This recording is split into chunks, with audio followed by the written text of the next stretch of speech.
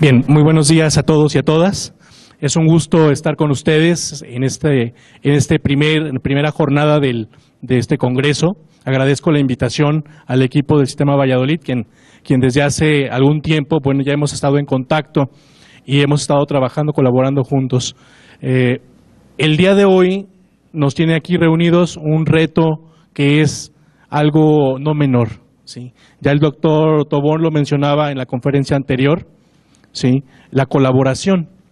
Sin embargo, nosotros en el centro CIFE, que está conformado por un grupo de investigadores y docentes de maestrías y doctorados, pues nos hemos dado a la tarea de profundizar en algunas estrategias, algunas líneas de investigación que nos ayude a lograr estas metas de transformar la sociedad para ser una sociedad del conocimiento.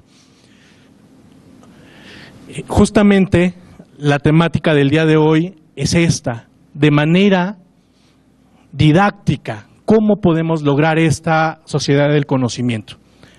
Les pediría, si son tan amables, levanten la mano quienes son docentes frente a grupo en este momento aquí en la sala. Muy bien, gracias, pueden bajar la mano. ¿Quiénes son directivos o administrativos o asesores pedagógicos fuera de la escuela? Bien, también tenemos un gran número, muchas gracias.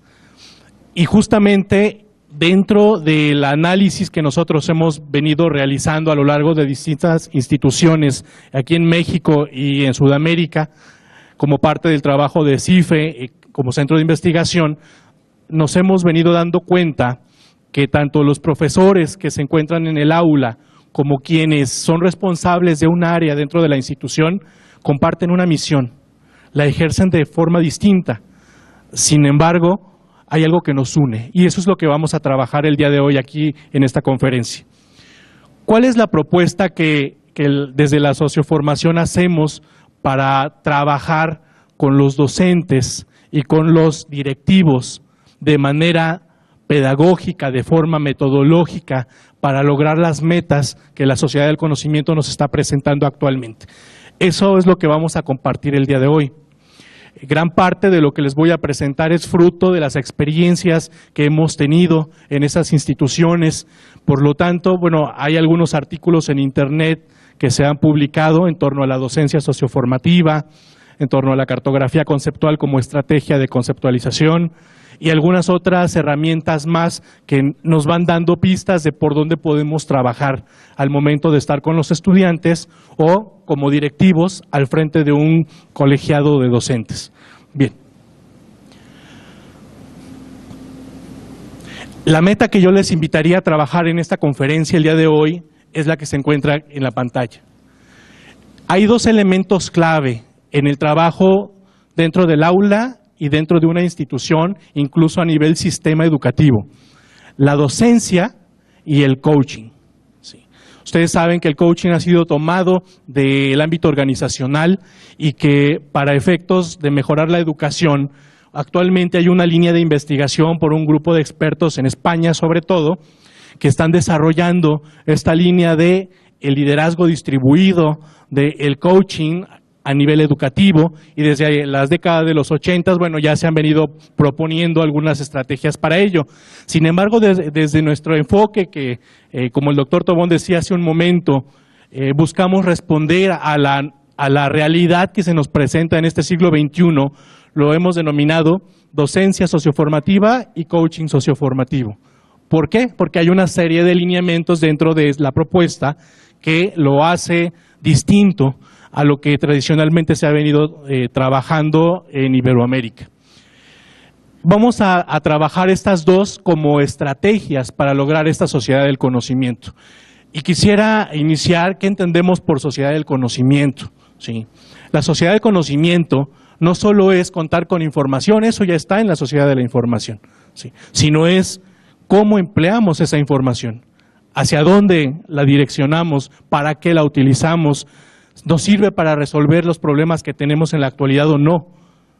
Hay algunos teóricos que mencionan, ya no basta con tener la información, la tenemos a través de la tecnología, cómo la empleamos para mejorar nuestro entorno. Y de ahí que esta propuesta que les voy a compartir el día de hoy está vista desde las instituciones educativas. Hay enfoques que se realizan desde el escritorio de los investigadores, a veces lejano a lo que está sucediendo con los estudiantes. En la socioformación nosotros queremos evitar eso.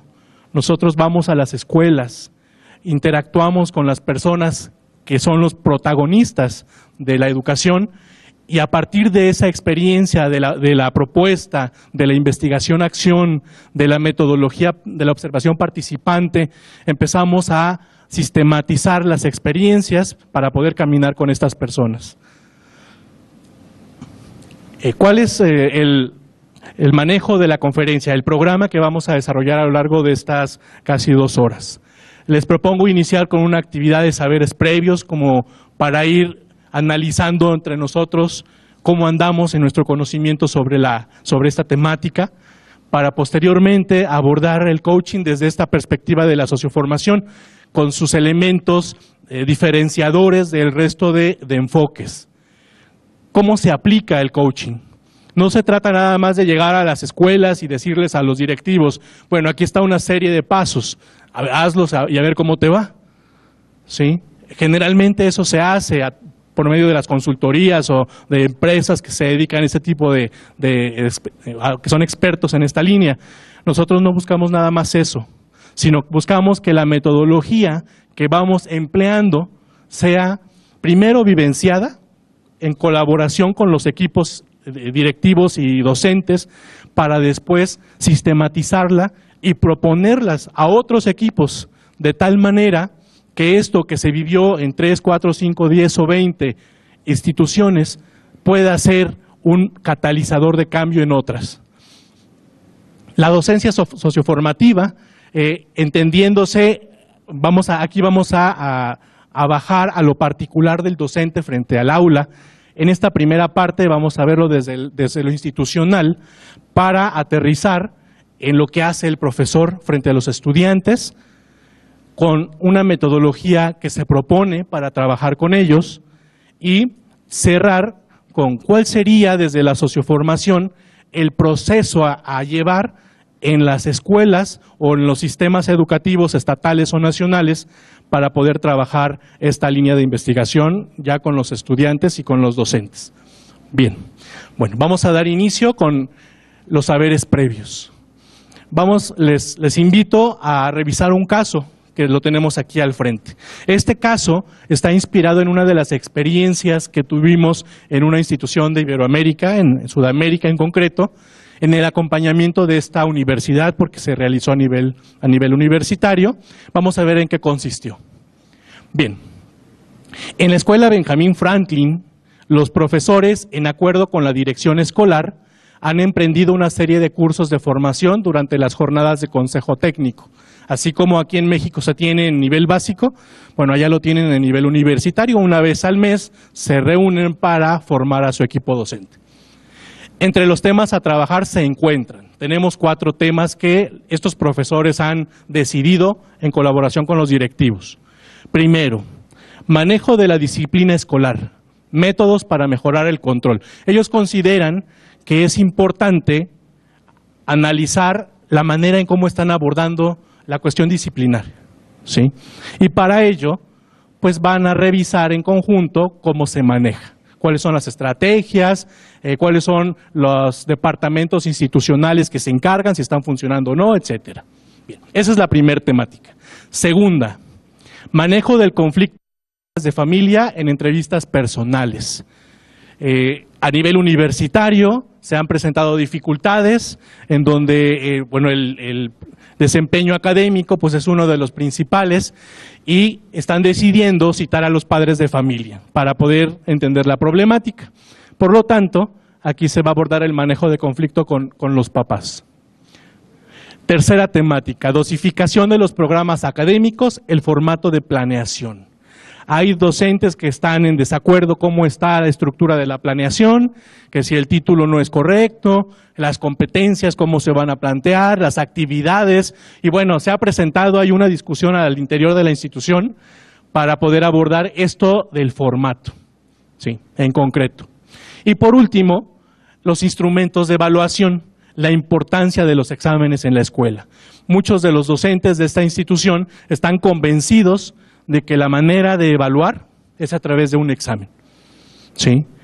Y obviamente eso ha generado dentro de la institución pues cierta inquietud, incluso inconformidad por parte de un grupo de los docentes, de tal manera que con la dirección pues han acordado abordar este tema. Con base en lo anterior, ¿qué les parece si lo vamos analizando? Con base en lo anterior podemos afirmar que tenemos 3 opciones. Vamos ahorita a compartir a ver qué les parece a ustedes. Las temáticas contribuyen a formar para la sociedad del conocimiento en el siglo XXI. Hay quien dice, a partir de esta experiencia, que estas temáticas pues apuntan hacia la sociedad del conocimiento. Segunda opción, las temáticas continúan abordando los contenidos y los métodos de evaluación tradicionales. Hay quien dice que esto continúa siendo tradicional y nada tiene que ver con la sociedad del conocimiento. Y una tercera opción, las temáticas desarrollan competencias docentes para la mejora de su desempeño. Hay quien dice que esto apunta directamente al perfil del profesor. Claro, gracias maestro Florentino. Vean, a ver, antes de dar una respuesta, como por ahí decía el maestro Marco Antonio Moreira, que el año pasado estuvo en este congreso, a veces tenemos la tentación de responder dando las respuestas abiertas, ¿no? Cuando las respuestas tendrían que ser preguntas. Y yo les plantearía las siguientes preguntas antes de continuar. ¿Qué entendemos por desempeño? ¿Sí? Bueno, hay múltiples definiciones de desempeño. Vamos a ver algunos elementos desde este enfoque. Además, ¿qué entendemos por métodos de evaluación? Obviamente aquí se habla de los tradicionales, pero dice que las temáticas continúan abordando contenidos y métodos tradicionales. Vamos a analizar desde la socioformación a esto cómo se mira, cómo se ve. Y analizaremos también sociedad del conocimiento. Así que no es, bueno, a partir de Peter Drucker y algunos de sus libros, pues empieza a sistematizar, ¿sí? Actualmente este concepto ha venido evolucionando y vamos a revisarlo también para poder dar respuesta a este análisis de caso, ¿sí? Quiero que nos quedemos con estos aportes que me parecen todos muy válidos y valiosos, pero vamos a profundizar un poco más. A eso los invito. Bien. Revisemos qué pasa con el coaching socioformativo, porque dentro del caso hay algunos elementos del coaching que tienen que ver con el establecimiento de las temáticas y el abordaje de la formación docente. No aparece, pero detrás hay una serie de elementos que hay que analizar. Vamos a entender como coaching socioformativo y los conceptos son importantes en la medida en que nos ayudan a comprender y a profundizar más los problemas. Desde la socioformación es un proceso de mediación y acompañamiento continuo, ¿sí? No se queda en una sesión de 4 o 5 horas, sino que permea distintas etapas y momentos de la formación de las personas. ¿Para qué? Para lograr las metas, primero personales, pero también las institucionales, porque estamos dentro de un marco, ¿sí? ¿Mediante qué? La resolución de problemas del contexto. Aquí aparece un concepto que mencionaba el doctor Tobón en su conferencia. ¿Qué son los problemas del contexto vistos desde el coaching? ¿Cómo manejarlos? ¿Cómo abordarlos? ¿Con qué características? Bueno, ya se habló de la colaboración, pero vamos a sumarle otro elemento, la metacognición. Sí, desde Flavel en la época de los 70s en Estados Unidos se ha venido trabajando este concepto y ha atravesado distintas etapas. Carlos Font Monereo es uno de los autores españoles que aborda el proceso metacognitivo y el pensamiento estratégico. Sin embargo, desde la socioformación también tiene una serie de características que lo hacen distinto a los demás enfoques. Bien. ¿Cómo se aborda este coaching, este proceso de mediación, de acompañamiento continuo para lograr estas metas? Tenemos 5 elementos que quisiera profundizar un poquito más con respecto a cada uno de ellos, porque tiene que ver en cómo estamos abordando el coaching en las escuelas, en las universidades, incluso a nivel preescolar. Bien, cuando los maestros y los directivos reconocemos problemas en nuestro entorno, es mucho más significativo el avance que podamos tener en su resolución, ¿sí? Para que las personas se impliquen en procesos de transformación, necesitamos que aprendan a abordar problemas, ¿sí? ¿Por qué? Porque en el abordaje de esos problemas hay un alto nivel de motivación, de implicación y de lograr el trabajo colaborativo que mencionaba el doctor Sergio hace rato. Si no logramos este reconocimiento de problemas, nos quedaremos realizando procesos de formación teóricos, metodológicos, pero no llevados a la acción, ¿sí? Y es lo que pasa generalmente en las escuelas. Una directora me decía, maestro Silvano, ¿basta con que los profesores conozcan los conceptos para que cambien sus clases? ¿Cuál es? Ya se imaginan la respuesta. No. ¿Por qué? Porque hay instituciones en donde los directores mandan a sus profesores a los congresos, a eventos, los meten a estudiar maestrías. ¿Y qué sucede? Terminan sus procesos de formación y su clase sigue absolutamente igual, ¿sí? Entonces el problema no está en el conocimiento de los profesores y de los directores, ¿sí? ¿Por qué? Porque puede haber docentes con grandes capacidades intelectuales, pero cuando no se vincula a la acción, nos convertimos en grandes científicos, intelectuales, pero poco transformadores del entorno. Se trabaja la mediación. El concepto de mediación es importante para el coaching. ¿Qué entendemos por mediación? Sí. Desde esta perspectiva, la mediación se ejerce desde las acciones que el docente emplea, desde su planificación, su ejecución y su evaluación en el aula. En la metodología vamos a profundizar un poco más cómo se hace eso.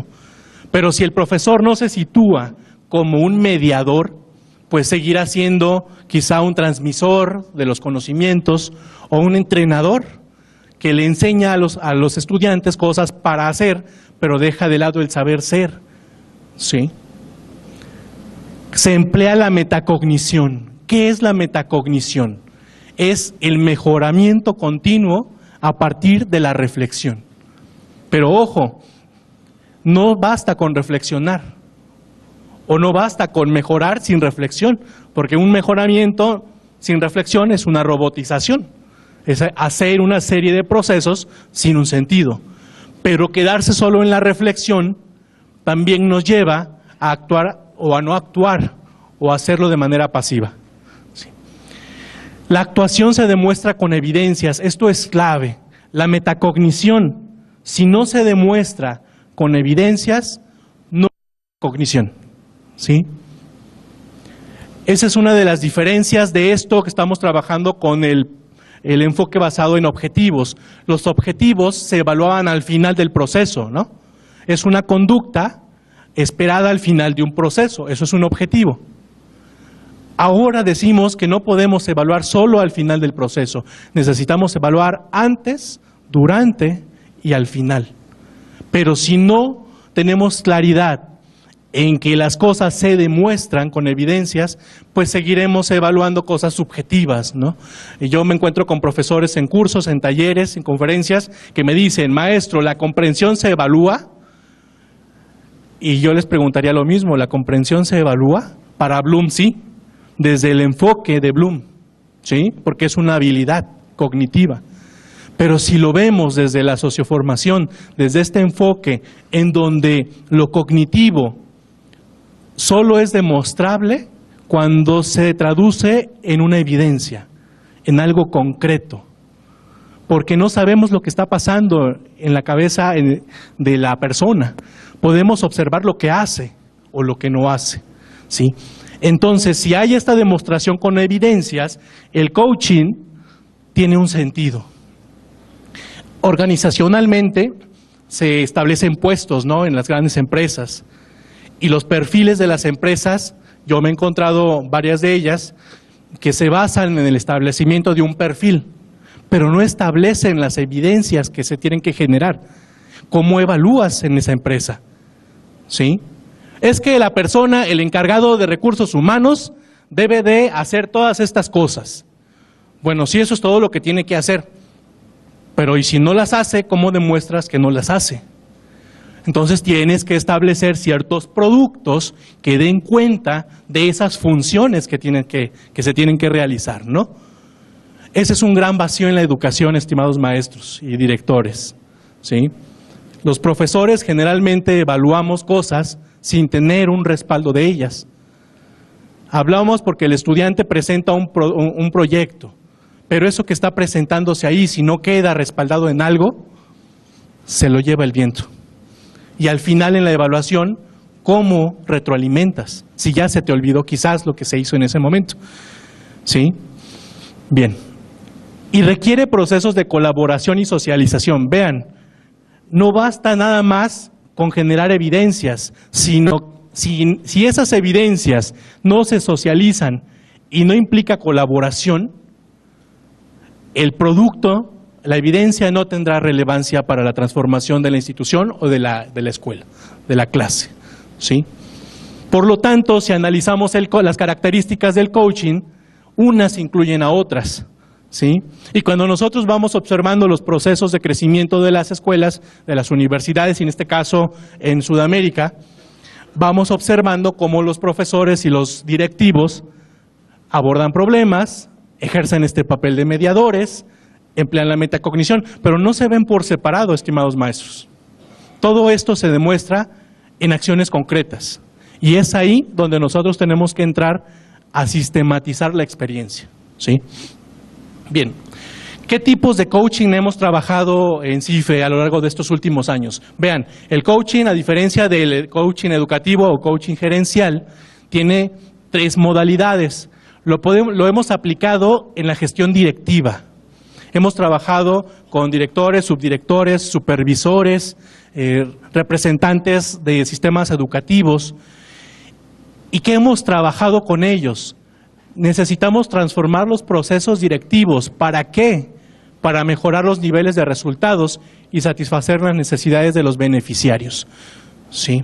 Silvia Smelkes, la directora del INEE, por ahí alguna vez dijo en su libro de hacia la mejora de nuestras escuelas, está en internet por si alguien lo quiere revisar, en uno de sus capítulos dice que los docentes hemos estado más preocupados por dar resultados a los directores que por dar resultados a nuestros estudiantes. Y es cierto, estimados maestros, ¿sí? Mientras no nos enfoquemos en responder a las necesidades de los beneficiarios, lo que estaremos haciendo será engordar el sistema burocrático, pero no estaremos transformando. También hemos aplicado este coaching con docentes para apoyarlos, para que desarrollen estrategias en la implementación y evaluación de su práctica. Vean, aquí no solo estamos hablando de una evaluación para categorizarlos y ver qué nivel de conocimientos tienes, no. Este es un coaching para impulsarlos, en donde consideramos su experiencia y los saberes propios de la formación inicial. Y aquí está nuestra propuesta desde la socioformación para la evaluación de los maestros en México, ¿sí? ¿Por qué? ¿Por qué seguir evaluando al docente desde solo lo que sabe? ¿En dónde queda lo demás?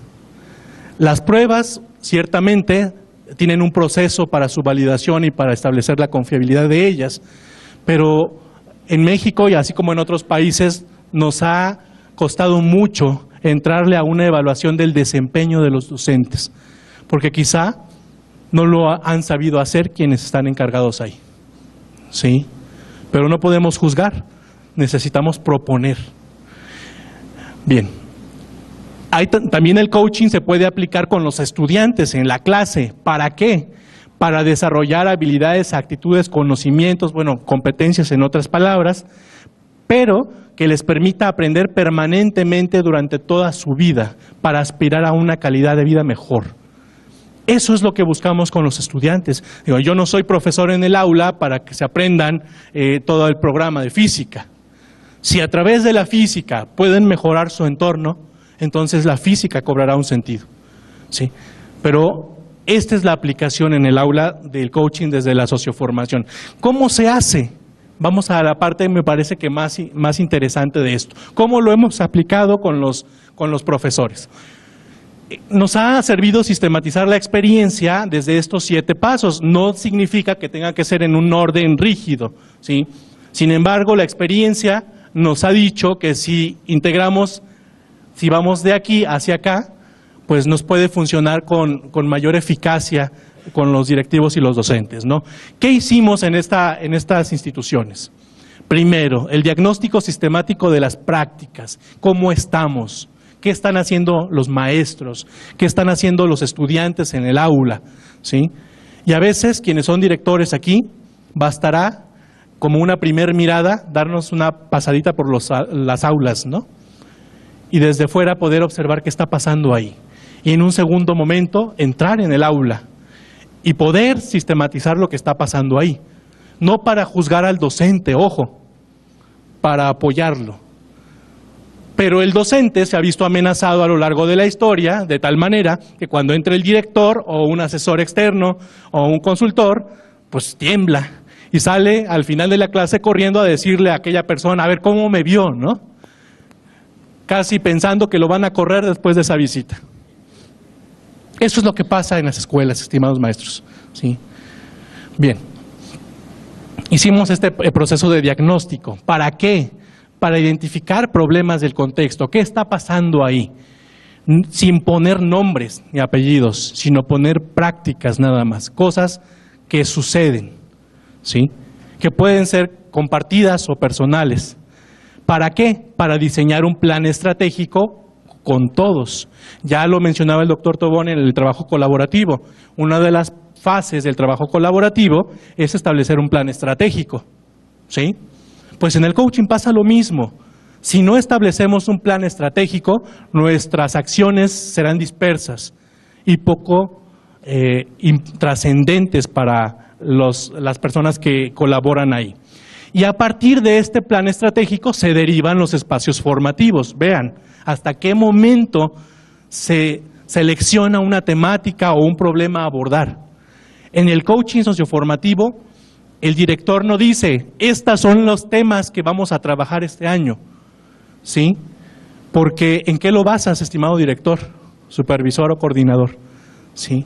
Si tienes un estudio, si has diagnosticado, si has identificado problemas y si te has reunido con las personas, tiene sentido el proceso de formación que vas a generar con tus directores o con tus maestros o con tus estudiantes. Y a partir de estos espacios, diseñar e implementar evidencias para evaluar el desempeño. Vean, qué diferencia con los saberes previos, ¿no? Ya no estamos hablando de temáticas generales, sino estamos hablando de acciones concretas a través de esos espacios formativos. Y posteriormente, a partir de las evidencias, ahora sí nos podemos sentar a ver los resultados que obtuvimos. De lo contrario, solo estaremos cumpliendo un trayecto formativo de un director que lo hizo desde su oficina, pero poca trascendencia tendrá para los docentes o para los estudiantes en las aulas. Finalmente, vean, el coaching no se cierra, En la educación, incluso en las revistas indexadas actuales, está desapareciendo el apartado de conclusiones. ¿Por qué? Porque la investigación no concluye nada. La investigación abre otras situaciones. Entonces, ahora lo que se está colocando en las revistas indexadas es el apartado de discusión, porque es lo que te está aportando esta investigación para mejorar. Igual en el coaching. Se establecen nuevas metas con base en la metacognición. Por lo tanto, son instituciones que aprenden, como dice Peter Senge, ¿no? En la quinta disciplina. Necesitamos formar instituciones que aprenden, no instituciones que concluyen, sino que continuamente están mejorando. Pues este es el proceso que nosotros hemos empezado a realizar en las universidades, en bachilleratos, en primarias. Incluso algunos de nuestros estudiantes de maestría ya lo están aplicando en sus instituciones, ¿sí? Están generando propuestas de investigación a partir de esta metodología. Yo los invitaría a que pudieran también sumarse a este esfuerzo, ¿sí? ¿Por qué? Porque necesitamos crear instituciones que avancen, que aprendan, pero a través de resultados de experiencias prácticas, como decía el doctor Tobón hace un momento. En esta experiencia, estos fueron los únicos 3 instrumentos que se utilizaron, no más.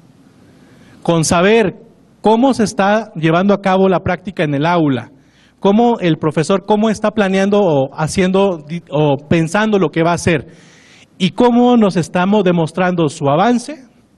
Con eso tengo 3 instrumentos clave para poder demostrar que estamos en camino. Ya casi para cerrar el proceso, se hacen los análisis de los resultados y una sesión grupal para compartir esto, porque no se trata de que la información solo se la quede el director y pues es que nadie lo vea, ¿no? No, necesitamos socializarlo con el equipo. ¿Para qué? Para diseñar un proceso de evaluación docente y directivo, estableciendo evidencias e instrumentos considerando niveles de desempeño.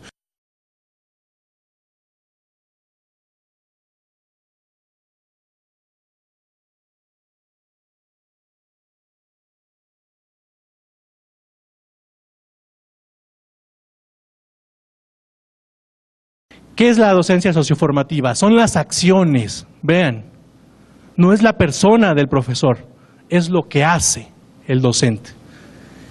Del docente en su papel de mediador, ¿sí? Para lograr la formación integral y el desarrollo de competencias en los estudiantes, ¿mediante qué? Ambientes de aprendizaje centrados en problemas del contexto, ¿sí? Es clave que las clases miren hacia la resolución de problemas, ¿sí? ¿Sabemos que nos falta? Pues sí, nos falta mucho, pero hay quienes ya estamos en camino y lo importante es, como decía el doctor Sergio, ver las buenas prácticas de los docentes, valorarlas. Desafortunadamente en los medios de comunicación pues anuncian cuando un docente se equivocó o tiene algún problema, ¿verdad? Pero no se ven las buenas prácticas, necesitamos recuperarlas.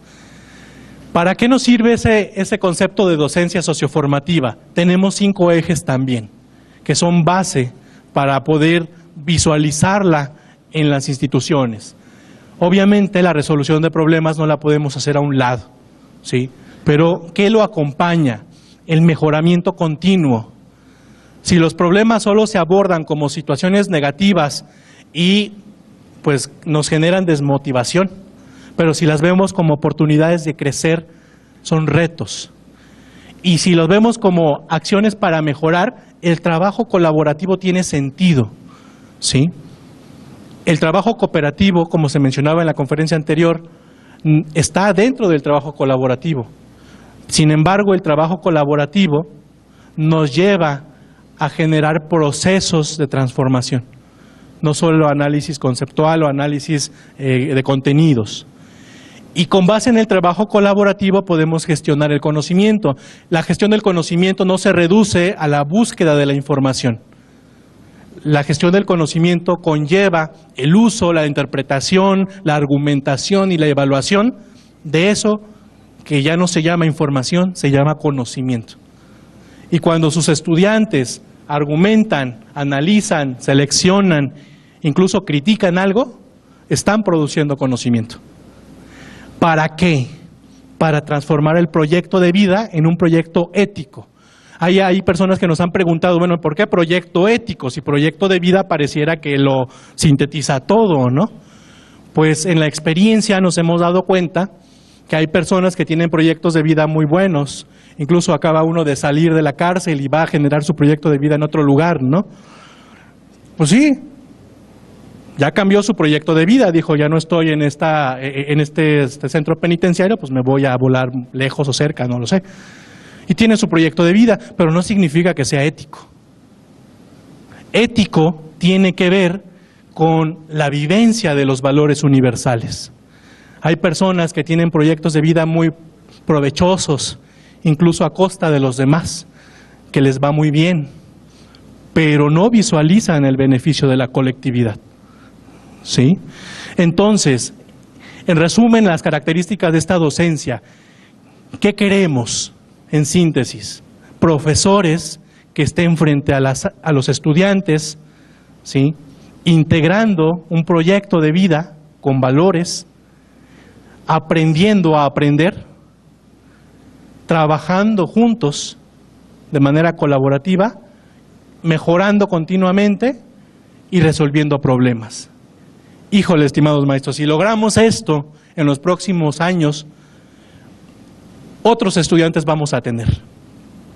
Me ha tocado escuchar a docentes que llegan y me dicen, maestro, es que quiero trabajar por competencias, pero cuando les digo a los estudiantes que generen este proyecto, me dicen, bueno, es que yo vengo a la clase para que usted me explique, y si no hace eso, pues no tengo clase, ¿sí?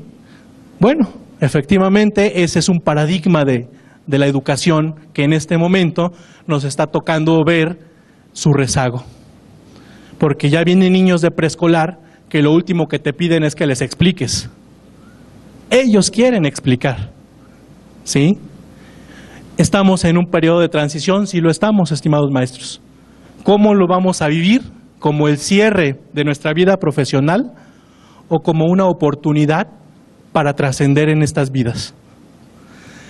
Por lo tanto, cada uno de estos elementos, bueno, tiene una serie de aspectos clave que ya los acabo de explicar hace un momento. No quisiera redundar en ello, pero sí la docencia socioformativa no es algo que se estudie únicamente, sino se tiene que vivir de manera, principalmente. Bien, ¿cómo se lleva a cabo esta docencia socioformativa? Vamos a la parte práctica. ¿Cómo trabajamos con los docentes en la institución que les estaba compartiendo hace un momento? Dijimos, bueno, si queremos transformar lo que los docentes están haciendo en las aulas, necesitamos partir de problemas también. No solo a nivel directivo, sino a nivel individual, a nivel personal con los maestros. Presentamos un problema a resolver a los estudiantes, pero no solo es decirles, bueno, aquí está el problema y a ver cómo le hacen, sino es involucrarlos, motivarlos, y si el profesor no está convencido, pues poco podrá hacer con sus estudiantes, ¿no? Porque solo será un informador.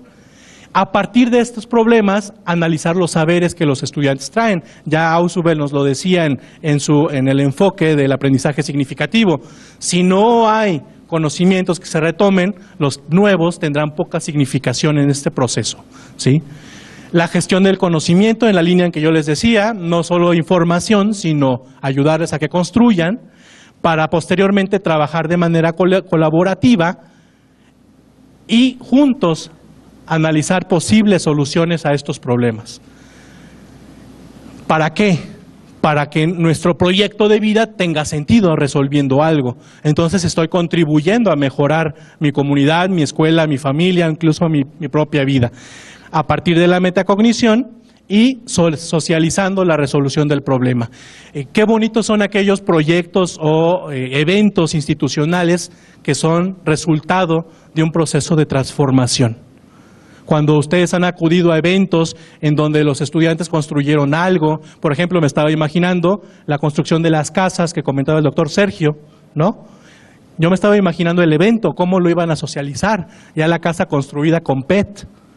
¿Qué impacto tendría en las personas que lo ven? Quizás alguna empresa se anime, ¿sí?, a tomar la idea y a poder después reproducirla.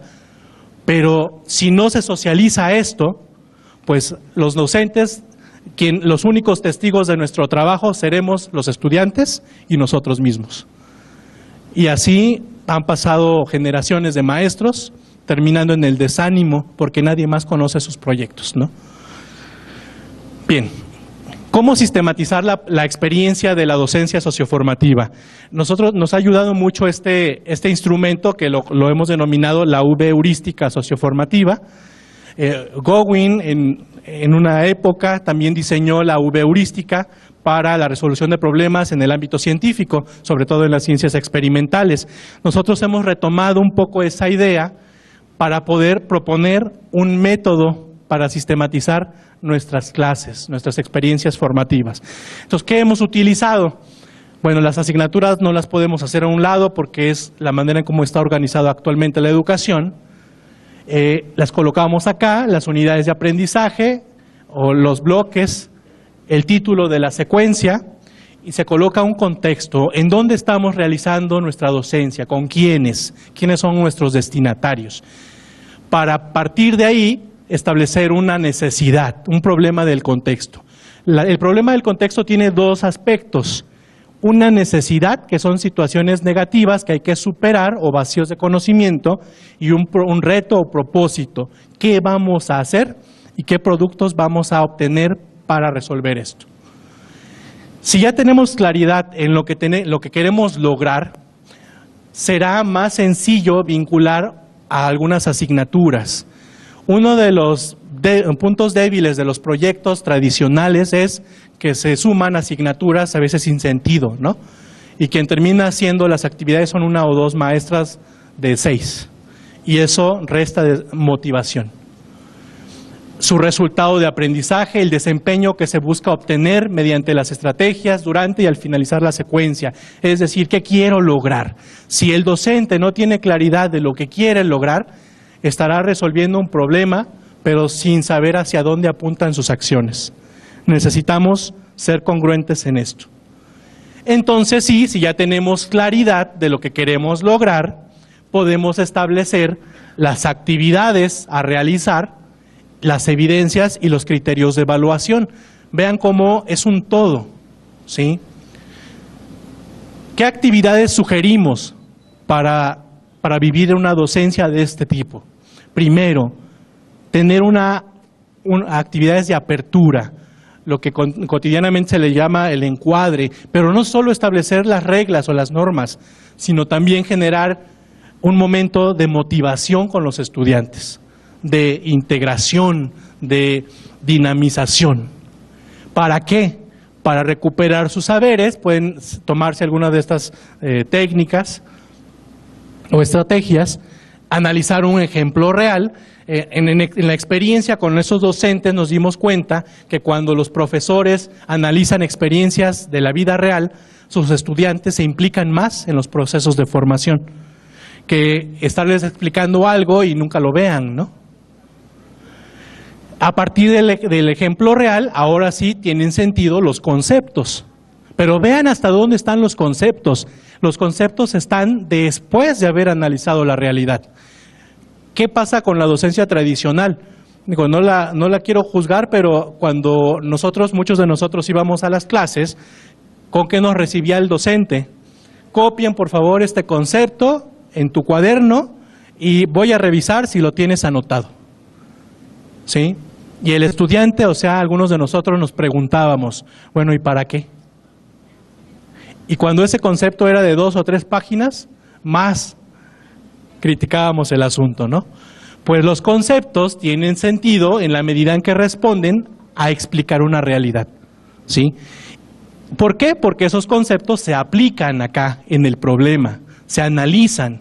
No es que los conceptos se tengan que sacar de la educación, no, son indispensables, pero ubicados en su momento y en el lugar adecuados. Y finalmente la fase de socialización, aquí por ejemplo el portafolio de evidencias nos sirve mucho para poder ver el proceso. Bueno, un portafolio bien entendido, no una carpeta de productos, ¿sí? Porque es muy distinto. No es nada más voy a juntar todos los trabajos de los chicos y al final ahí se los pongo en la mesa, no. El portafolio de evidencias también implica el proceso de evaluación. Si no hay evaluación, no hay portafolio de evidencias. Lo que habrá será una carpeta de productos o de evidencias. Sí. Bien. Y finalmente, bueno, ya las pruebas tangibles, las evidencias, salen de las actividades. Cuando yo daba clases en la universidad, al inicio de mi carrera, yo pensaba que era el mejor profesor del mundo porque era el que dejaba más tarea, ¿verdad? No, yo presumía, no, mis estudiantes todos los días se llevan tarea a su casa. Ya se imaginarán lo que decían los estudiantes de mí, ¿verdad?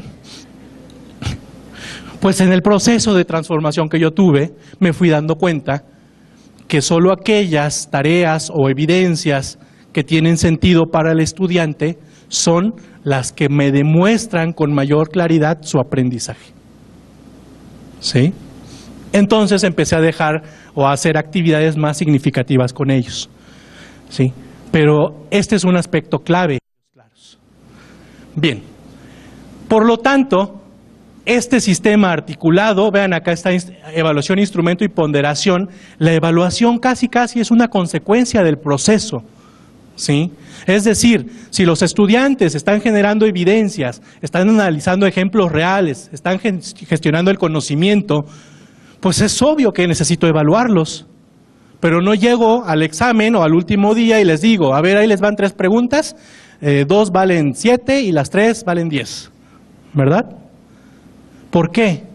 porque la evaluación, dirá María Elena Cano, una investigadora española, es punto de partida y de llegada de la formación. ¿Sí? Es ahí donde la evaluación cobra sentido. Y las calificaciones no son más que resultado del proceso de formación de los estudiantes. Por eso ya yo no diría calificaciones, sino valoraciones. Valorar tiene que ver con identificar el nivel de desempeño en donde estás tu persona, tus acciones, ¿sí? Calificar tiene que ver con dar una calificación incluso moral, categórica a la persona. Veamos la diferencia. Entonces, cuando nosotros lo trabajamos con los profesores en la universidad, nos dimos cuenta que si los profesores iban haciendo estas acciones para resolver este problema, su evaluación tenía sentido. Y los estudiantes no quedaban conformes, sino querían mejorar. ¿Sí? Porque lo peor que puedes tener en tu aula es un alumno que tú le digas, tienes 10, y el alumno te diga, ay, muchas gracias, ya me voy. ¿Sí? Porque ese alumno, en lo que estás generando en él, es conformidad. Ya cumplí el estándar, no me pidas más, ¿no? Cuando el estudiante sale retado de su aula, después de haber conversado contigo sobre su evaluación, tu acción docente tuvo sentido. ¿Sí? En conclusión, ¿cómo llevar a cabo esta didáctica, este proceso de formación desde el coaching socioformativo y cómo ejercer esta docencia con los estudiantes?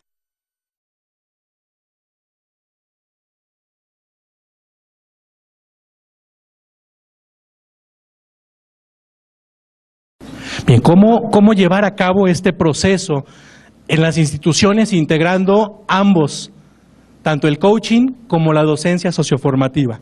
Vean, es circular porque implica a los actores. Aquí no hay jerarquías, desde el director hasta el docente y la persona de administración que colabora en esa institución, necesitan tener un proceso. ¿Sí? ¿Cuál? La docencia está en el centro. La práctica de los docentes y de los estudiantes. Cuando se dice que una escuela trabaja por competencias, a veces solo lo dice el cartel. Pasa uno a las aulas y no hay nada de nada. ¿Sí?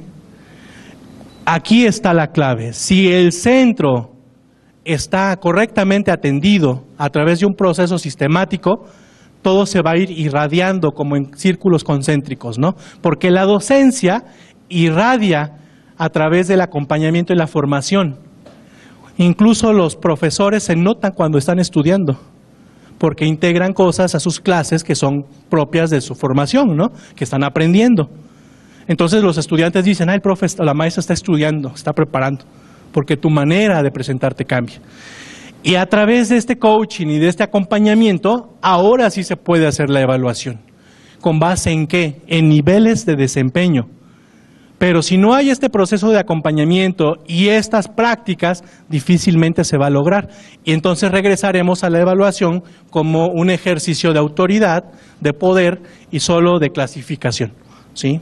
Vean cómo está el proceso para que la evaluación cobre sentido. Y esa evaluación nos llevará a la formación integral entendida como el logro de las metas.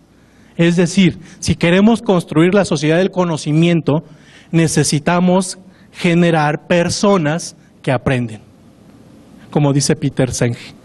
Y en la socioformación, como dirá el doctor Tobón y el doctor Pimienta e incluso el doctor Zabalza, que necesitamos generar personas que están en crecimiento a través de la resolución de problemas para lograr ciertas metas que implican la mejora de su entorno. ¿Sí? Si este proceso lo hacemos del centro hacia el exterior, tenemos más certeza que podrá funcionar, porque generalmente se hace al revés, ¿no? Generalmente se hace que primero se establecen metas desde la autoridad, después se evalúa, ya si nos da tiempo y si nos alcanza el presupuesto, formamos a los maestros, y bueno, pues hay cada maestro pues que le haga como pueda. ¿Sí? ¿Sí ven? Una cosa es partir del centro del docente y otra es actuar de manera extrínseca.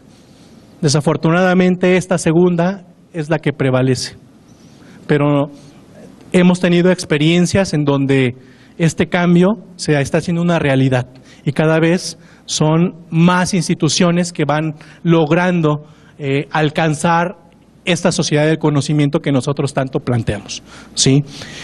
Y yo les invitaría para que a través de este espacio de formación que ustedes están trabajando, están teniendo en estos 2 o 3 días, quienes llegaron desde ayer, ¿qué nos llevamos de aquí? ¿Sí?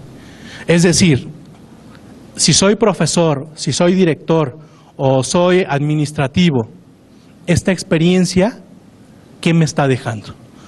Yo les invitaría a que se cuestionaran eso, ¿sí? ¿Por qué? Porque estas metodologías y estas propuestas no tienen el impacto si solo se quedan en un buen discurso. Nos ha costado años de trabajo para presentarles esto que está aquí, ¿eh? No es algo que construimos ayer. Llevamos al menos 6 años de acompañar instituciones y poder sistematizar nuestras experiencias. Y 6 años pues es un sexenio. Así que las propuestas valiosas a veces no nos toca verlas a nosotros, pero sí nos toca ser los pioneros de ellas. Y yo los invitaría a que desde su posición, desde donde estén, pues también vayan tomando algunas de estas ideas. Puede ser que algunas de ellas respondan a problemas que ya tienen en sus instituciones. Sistematícenlos, ¿sí? Los docentes, como estamos tan cargados de trabajo, a veces nos cuesta tiempo, dinero y esfuerzo sentarnos a redactar lo que estamos haciendo. Sin embargo, las tecnologías, esta apertura de espacios nos permite socializarlo. Y creo que muchas de sus ponencias ya están en las memorias. Y eso es importante revisarlo. ¿Para qué? Para poder hacernos de más estrategias y poder transformar nuestro entorno. Bien. ¿Qué les sugiero? ¿Cuánto tiempo nos queda? Bien. ¿Qué les sugiero? Hay algunos libros, bibliografías, aquí hay algunos de ellos, del doctor Sergio y de un servidor, pero sobre todo, ahorita las revistas indexadas a nivel internacional están dando a conocer los resultados de múltiples investigaciones, ¿sí? Si es la socioformación, adelante, ahí es una alternativa. Si es el aprendizaje invisible, es otra. Si es el constructivismo, bueno, todas son válidas.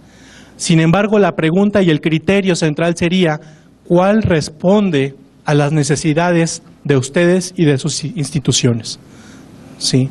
Si alguno de esos enfoques que ustedes encuentren en las revistas indexadas, que son de carácter científico a nivel internacional, se adecúa a lo que ustedes necesitan, tómenlo, estimados maestros. Para eso están ahí. Pero tómenlo con criticidad, con análisis, con argumentación, porque eso es la sociedad del conocimiento. Y ustedes estarán siendo los promotores de ella, ¿sí? Se nota cuando una persona se para al frente del grupo a repetir lo que dicen otros autores, ¿no? Porque a veces les preguntas y no saben cómo contestarte, porque solo es reproducción. Pero también se nota cuando las personas se documentan, analizan, reflexionan, aplican, construyen y emiten una opinión. Y esos son los maestros que necesitamos frente a los estudiantes, porque sus respuestas convencen, no porque sean automáticas, sino porque parten de una experiencia. Y bueno, esa es la razón de ser del que yo esté aquí enfrente de ustedes. El trabajo en el Instituto CIFE, creemos y estamos convencidos de que no se trata de seguir reproduciendo teorías, sino se trata de construir nuevos escenarios para poder compartirlos con otras personas como ustedes en este espacio. Yo quisiera, bueno, pues agradecerles su atención. Me parece que esta ha sido una experiencia de construcción para todos. Yo sí los invitaría a que retomen alguna de las cosas que nos llevamos el día de hoy, la apliquen y también nos manden sus aportes. La socioformación no es un modelo cerrado, es un enfoque abierto a todos. Estamos convencidos de que quien transforma es la comunidad, no solo el investigador, y que nosotros somos simplemente un apoyo para lo que ustedes ya están haciendo en sus escuelas. Les agradezco y muy buena tarde.